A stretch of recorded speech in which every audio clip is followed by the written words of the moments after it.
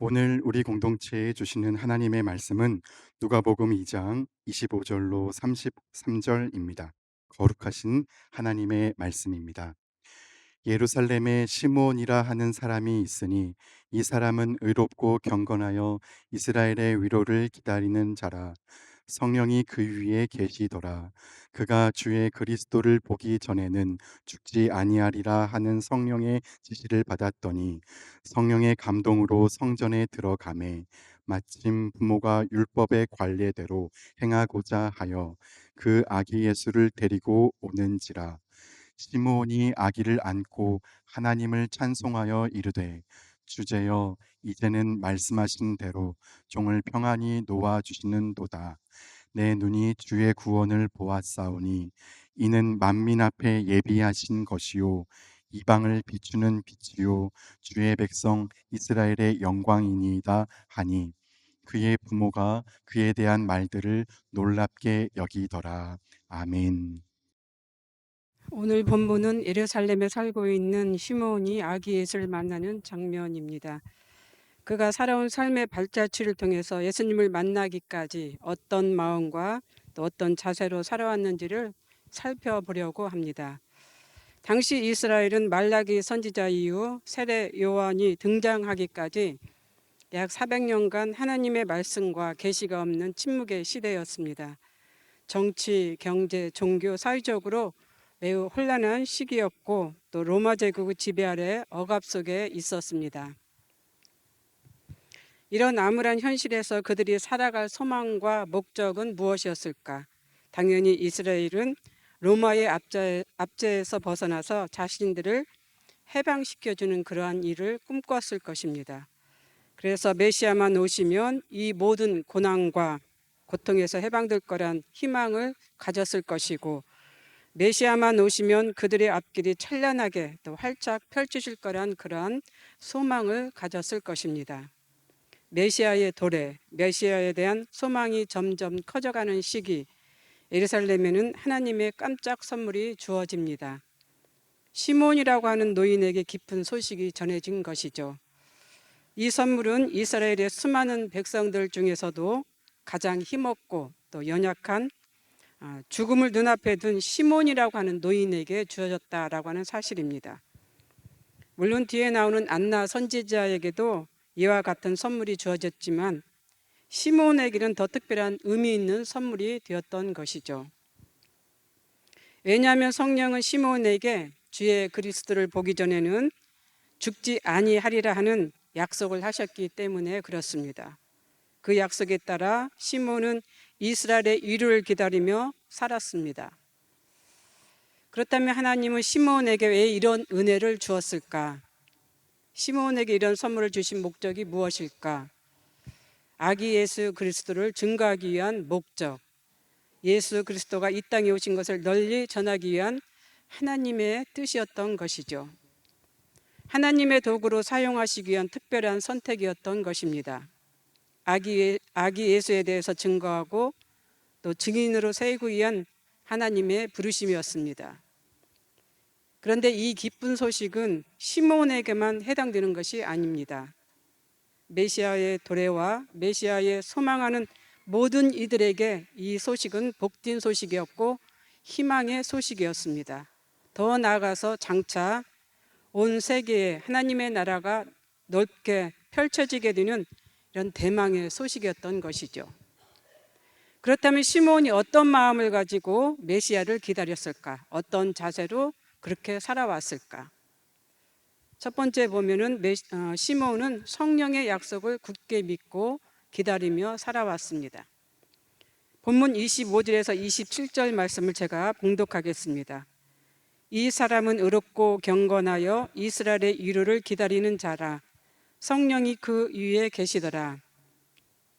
그가 주의 그리스도를 보기 전에는 죽지 아니하리라는 성령의 지시를 받았더니 성령의 감동으로 성전에 들어가매 마침 부모가 율법의 관례대로 행하고자 하여 그 아기 예수를 데리고 오는지라. 여기서 보면 의롭고 경건하다라고 하는 단어가 있습니다. 그렇다면 의롭고 경건하다는 것이 무엇일까? 어떤 뜻일까? 의롭고 경건하다는 것은 공정하고 정의로우며 하나님에 대한 의무를 충실히 이행하며 사는 것을 말합니다. 시므온이 성령을 선물로 받게 되기까지는 이러한 삶이 작용했습니다. 그 삶 자체가 성령의 축복을 받을 수 있는 그릇이 되었다라고 하는 증거도 된다라고 하는 것이죠. 창세기 6장에서 우리가 노아의 생애를 한번 생각해 봅시다. 노아가 살던 시대도 시므온이 살던 시대와 이제 같습니다. 물론 조금은 다릅니다. 하지만 같을 수도 있는 문제죠. 사람의 죄악이 세상에 가득 찼고 마음으로 생각하는 모든 계획이 항상 악하였습니다. 노아 시대 때에. 더 충격적인 것은 하나님께서 사람 지으셨음을 한탄하고 근심하셨다라고 하는 데 있습니다. 보시기에 심히 좋았더라고 고백하신 하나님께서 당신이 손수 빚으시고 만든 사람을 후회하셨다는 이 말이 무슨 뜻일까요? 말 그대로 당신이 지으신 천지 만물을 지면에서 쓸어버릴 정도의 그 의미를 부여하고 있다라고 하는 것입니다. 그런데 여기서 가장 중요한 것은 후회도 아닙니다. 또 지면에서 쓸어버리는 것도 아니지요. 여기서 가장 중요한 것은 나의 영이 영원히 사람과 함께 하지 아니한다라고 하는 하나님의 충격적인 말씀입니다. 하나님의 영이 사람과 함께 하지 않겠다는 것은 곧 사람이 육체로서의 기능적인 삶을 살아가는 것을 뜻합니다. 성경적인 의미로는 인간의 죄된 본성, 즉 인간의 도덕적 나약함과 죄의 성량을 직칭하는 것이죠. 한마디로 말해서 타락을 의미합니다. 하나님의 영이 떠난 이스라엘 백성들의 삶은 이제 육체적인 그런 죄된 본성 속에서 타락을 향해서 이제 살아가고 있다라고 하는 것을 여기서 말씀해 주고 있는 것이죠. 사람의 딸들과 하나님의 아들들이라는 표현에서 읽을 수 있듯이 이제부터는 하나님의 아들들도 사람의 딸들처럼 죄의 본성인 도덕적인 타락에서 자유로울 수 없는 그 육체의 삶을 여기서 말씀하고 있는 것입니다. 영적인 삶이 아닌 육체로서의 기능적인 삶이 주어진다라고 하는 것을 여기서 보여주고 있는 것이죠. 그런데 이런 세상에서 하나님은 의로운 사람을 보셨습니다. 그가 노아입니다.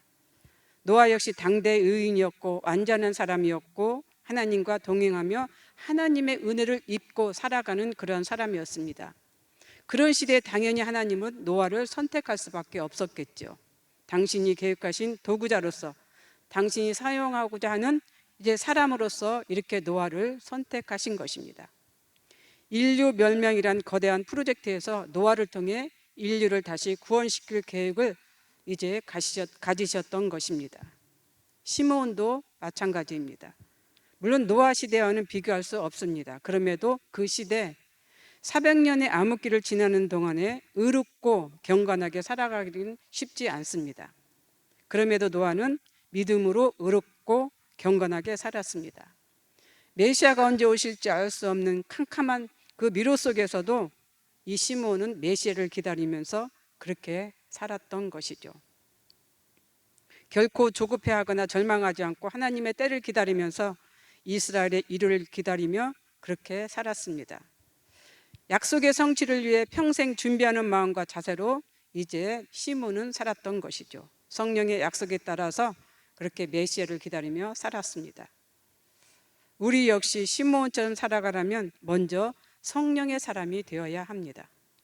성령이 우리를 지배하고 성령이 우리를 인도하고 성령의 지시에 따라서 살아간다면 어떤 현실 속에서도 우리는 하나님을 보게 됩니다. 또 영적인 눈으로 예수 그리스도를 바라볼 수 있게 되는 것입니다. 이것이 선물이 아니고 무엇이겠습니까? 이러한 선물을 받을 수 있는 우리 모두가 되어야 한다는 것이죠. 두 번째로 시몬은 믿음으로 인내하며 기다렸습니다. 요즘 우리가 묵상하고 있는 욥을 보면 그 역시 하나님 보시기에 온전하고 정직하여 하나님을 경외하며 악에서 떠난 자다라고 성경은 말하고 있습니다. 한마디로 의롭고 경건하게 살았다라고 하는 뜻이죠. 그런 그가 모진 고난과 고통 속에서도 참고 견뎠던 이유는 하나님에 대한 확신, 곧 하나님에 대한 신뢰가 있어서 인내하며 기다렸던 것입니다. 만약 하나님에 대한 신뢰와 믿음이 없었다면 하나님을 욕하고 떠났을 것입니다. 그럼에도 그가 끝내 인내하며 끝까지 기다리면서 신앙의 승리를 하게 되었던 것은 이제 욥기 42장 5절에서 확인해 주고 있습니다. 내가 주께 대하여 귀로 듣기만 하였사오나 이제는 눈으로 주를 배움나이다. 욥이 지금까지 살아온 자신의 신앙은 조상들의 가르침에 따라 지식에 온 하나님으로 알고 그렇게 경외하며 살았다라고 고백하고 있는 것이죠. 그런데 고난 속에서 바라본 하나님은 지식이 아닌 경험에서 뵙는 하나님이었음을 고백하고 있는 것입니다. 고난을 통한 체험을 통해서 살아계신 하나님을 비웠다라고 이렇게 욥은 고백하고 있습니다. 하나님을 향한 인내가 아니었으면 그는 하나님을 떠났을 것입니다. 하나님을 버렸을 것입니다. 그럼에도 하나님을 떠나지 않고 믿음의 고백을 할 수 있게 된 것은 오로지 그 모든 역경 속에서 참고 견뎠던 인내의 노력이었습니다. 로마서 5장 3절에서 5절에 보면은 우리가 환난 중에도 즐거워하나니 이는 환난은 인내를, 인내는 연단을, 연단은 소망을 이루는 줄 알미로다. 우리가 너무나 잘 알고 있는 말씀입니다. 물론 성도에게서 환난은 육체적으로 고통스럽고 힘듭니다. 그런데 환난 넘어 영광을 보기 위해서는 이런 인내가 절실히 필요했던 것이죠. 인내가 없으면 그 영광을 바라볼 수가 없습니다. 환난 중에 인내와 연단을 통해서만이 소망을 결실을 얻을 수가 있는 것이죠. 그 소망은 이제 우리가 생각하는 천국입니다. 영광스러운 천국입니다. 시므온이 메시아를 기다리며 살아가게 된 것은 믿음으로 인내의 삶을 살았기 때문에 가능했습니다. 하나님의 약속을 신뢰하며 성령의 인도에 순종하고 기다릴 줄 아는 인내, 인내가 메시아를 보게 하는 그러한 힘이었습니다. 세 번째로 시므온은 하나님을 사랑하기 때문에, 예수님을 사랑하기 때문에 기다렸습니다. 누군가를 기다리는 것은 참 기쁜 일입니다. 특히 사랑하는 사람을 기다리는 것만큼 행복한 일은 없을 겁니다. 그런데 그 기다림이 때로는 인내를 요구할 때가 있다라고 하는 그런 것이죠. 그래서 인내는 때로는 아픔을 줍니다. 고통도 줍니다.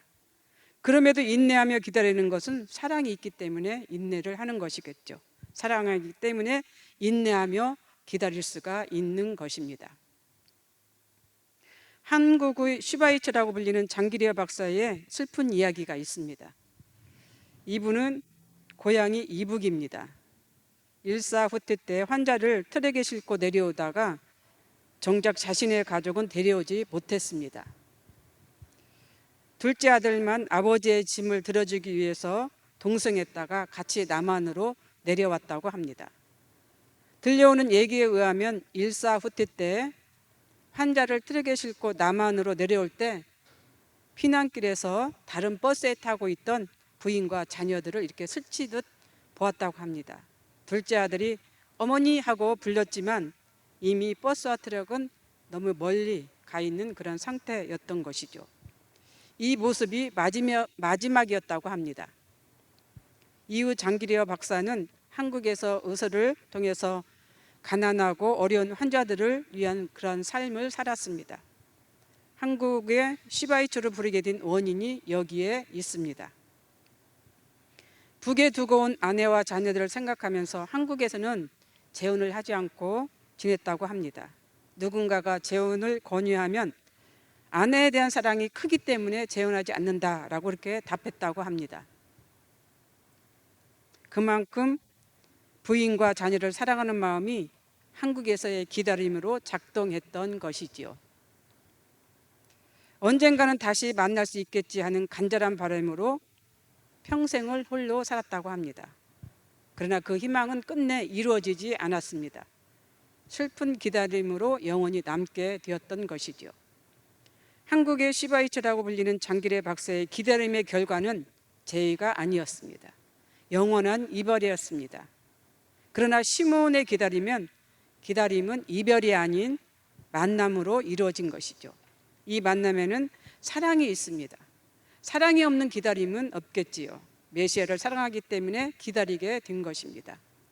메시아에 대한 깊은 사랑이 시므온으로 하여금 기다리게 하였습니다. 기다릴 줄 아는 그 인내를 이제 작용하게 했던 것이죠.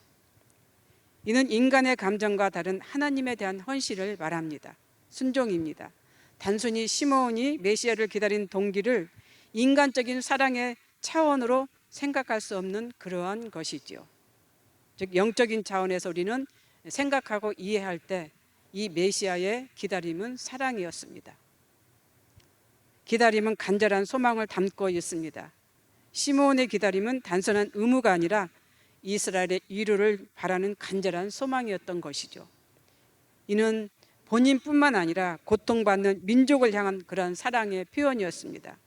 메시아를 통해 이루어질 구원을 갈망하면서 그 사랑의 결실을 기대했던 시므온이었습니다.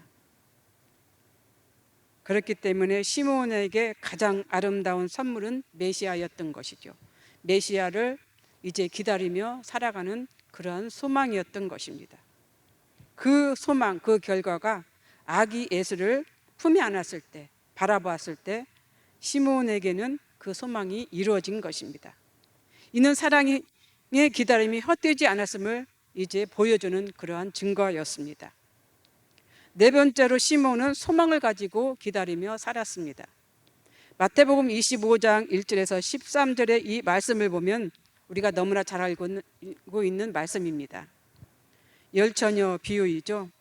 열처녀 비유에서 주는 교훈은 우리는 결코 슬기로운 다섯 처녀가 되어야 한다라고 하는 것을 말해주고 있습니다. 그들이 천국에서 신랑과 함께 혼인잔치에 들어갈 수 있었던 이유가 무엇입니까? 등과 기름이었습니다. 등만 있어서도 안 되고 기름만 있어서도 안 됩니다. 둘 다 필요합니다. 그런데 등은 어떻게 생각하면 주위에서 그릇으로, 다른 그릇으로 대체할 수가 있습니다. 하지만 기름은 그렇지 못합니다. 반드시 기름을 파는 곳에 가서 사와야만 준비할 수 있는 그런 것이죠. 그렇기 때문에 우리는 기름을 준비하는 일에 더 힘을 써야 됩니다. 기름은 무엇입니까? 성령을 상징합니다. 그렇기 때문에 성령은 금방 어디서 구할 수 있는 것이 아니다라고는 그런 것이죠. 그래서 우리는 기름이 떨어지지 않도록 항상 조심해야 되고 항상 살펴야 되고 또 항상 채워 놓아야 합니다. 기름이 떨어지지 않기 위해서 우리가 해야 할 일이 무엇입니까? 지금 이렇게 하나님 앞에 나와서 예배드리고 말씀을 듣는 것이고 또 기도하는 생활입니다. 오늘 시므온이 보여준 의롭고 경건한 생활은 이러한 신앙의 모습을 보여주고 있습니다. 하나님에 대한 신앙의 정도를 충실하게 이행하며 살았기 때문에 시므온은 늘 성령의 이제 약속에 따라 살았고 성령이 충만한 그런 삶을 살았던 것을 우리는 생각할 수가 있습니다. 우리 역시 세상에서 살아가기 위해서는 어떤 생활을 해야 됩니까? 의로운 생활을 해야 됩니다. 기도 생활을 해야 됩니다. 경건한 생활을 해야 되겠지요.